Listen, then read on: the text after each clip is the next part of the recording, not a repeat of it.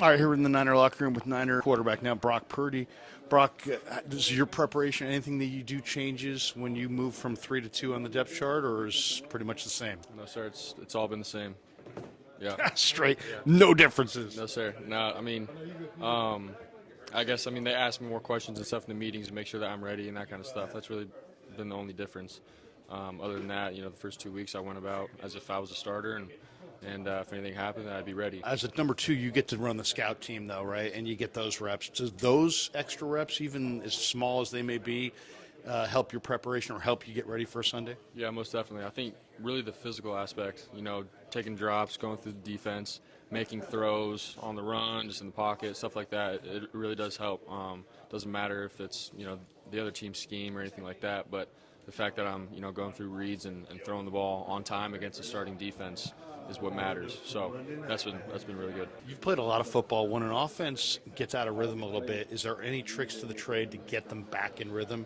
Is it practice reps? Is it film discussion? Is it any nuances that maybe we're not thinking of that can help a football team on offense establish a rhythm?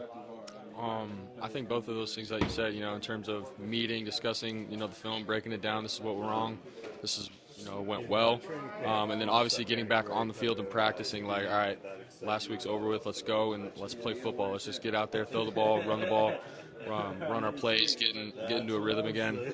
All those things matter, and so putting everything behind you, moving on, like it's a long season, but every single practice and every rep is valuable, and we all know that, so just getting out there together, I think gets guys back into the rhythm. So, how is it for you and your family? After Seattle, of course, I'm sure you've been noticing the uptick in media and people wanting to talk to Brock Purdy and talking about you on radio and whatnot. How is that? Just are you just trying to block it out, or? Yeah, for me, I don't pay attention. I'm talking to my parents and stuff.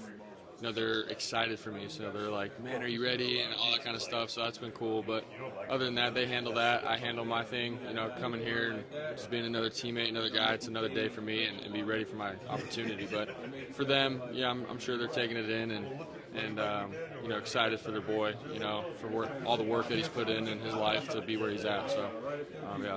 When when Trey went down in that game and boom, Jimmy's up and he's got to be like into it right away. You started most of the time at Iowa State.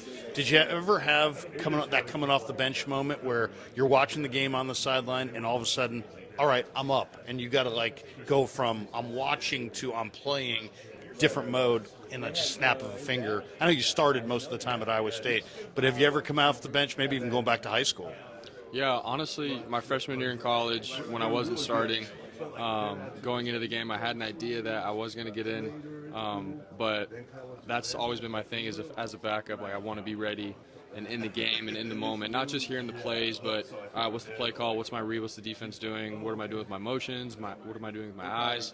Like, that's literally every snap on the sideline, what's going through my mind. And so my freshman year, when I knew that I was going in and my opportunity was arrived, I was okay. I'm just going to go out and do the same thing that I was doing on the sideline and film, I practice, and just let it go from there. How complex is this offense from your perspective? You played a lot of football, so you've seen other offenses. So, what are the layers of complexity in this offense? Is it more complex than other offenses you've been in? Yeah, I think Kyle does a great job of getting us in the right formations and the right scheme, depending on who we're playing and whatnot. Obviously it's a whole new level, and it's just a different style of ball. Getting the play call from the headset, telling the guys in the huddle, breaking the huddle, those kind of things. That's all different, and I like it. It's just new to me. College, you get the signal from the sideline, you run the play, and everyone looks to their certain coach, and then they look back down on the ball, and then they run the play. Now, they're relying on the quarterback to spit out the play and run it. So that's been a whole new thing, and being able to digest what coach is saying, how we're taught, and then being able to tell the guys around us what to do, it's a whole new thing, and honestly, I like it a lot. But there's definitely levels, and it's a process to learning the playbook. I didn't come here the first day, week, or 2 weeks I know this and it's going to be easy. It's literally been from summer up until this point. I'm still learning, so it's been a process and a grind, but I think I can do it, and I know I can. Like, I believe in myself, and all the quarterbacks that I've met so far have been telling me, like, man, it's a process. You just gotta trust it. So Preparation obviously is huge. You guys do a ton at the facility.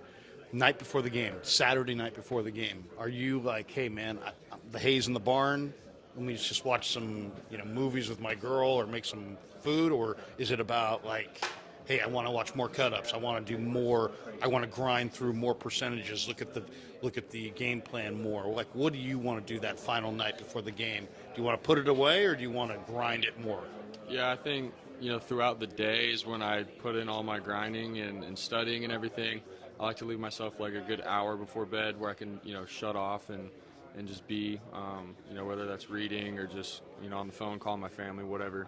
I like to get away for a good hour at least. But other than that, man, it's all ball for me. I love studying and being in it, trying to think of ways that I can prepare better and things like that. But even in college, I learned having a fine line of a balance of studying too much compared to being free. There's definitely a balance there, and I've learned that through 4 years of playing, but I'm still continuing to learn that as well. But definitely like to put in my work during the day and then have like a good hour at night. So, I mean, you making me feel crappy. You've got what you're saying. You leave yourself like an hour, and you like maybe call your family or read. I don't know how many books I've read in the last 5 years. Maybe one. I'm not sure. Yeah. So you don't get into like any Netflix or video games or anything like that. I'm not trying to get you in trouble. No, you're good. You just chill. Nah, for me, man. I mean, every once in a while, if it's a weekend or if we got like 3 days off, I might throw on a movie. Okay. Other than that, man, like during the week, like when I'm trying to have a good practice tomorrow and be ready for meetings and stuff like that, it's all studying and everything. But definitely got into reading. But other than that, man, like when I have days off, guys around here have told me to watch like Lord of the Rings and stuff, so I'm on that right now when I have time. Just get into the full trilogy. Yeah. Rye's got 5 fun, quick questions, and we'll go rapid fire. Cool. All right. Favorite musical artist? Favorite musical artist? It's got to be George Strait, King Country. Favorite movie? Favorite movie? I'd say The Departed. The Departed. Oh, great. Okay. Favorite non-football athlete? Favorite non-football athlete? Probably Rafael Nadal. Tennis player, he's pretty good. All right. Yeah. Greatest college football memory? Man, probably beating Texas on the road in 2020 during our COVID year to secure our spot into the Big 12 championship. It was pretty sweet. Okay, then funniest guy in the locker room? Funniest guy in the locker room? Probably, I don't want to tell George Kittle, but George Kittle's pretty funny. Yeah. It's a little too basic. Last one. You go out, you hit the bar, and you run into trouble. And you can have any guy in here covering your back. Who do you want covering your back? Dre Greenlaw, period. Yeah. Didn't have to think about that too much.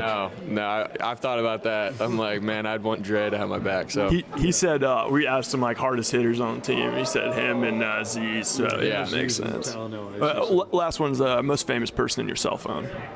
Say that again. Most famous person in your cell phone. Oh gosh. Honestly, probably like Christian McCaffrey. Fair. Thanks for your time. Yeah. Thanks guys.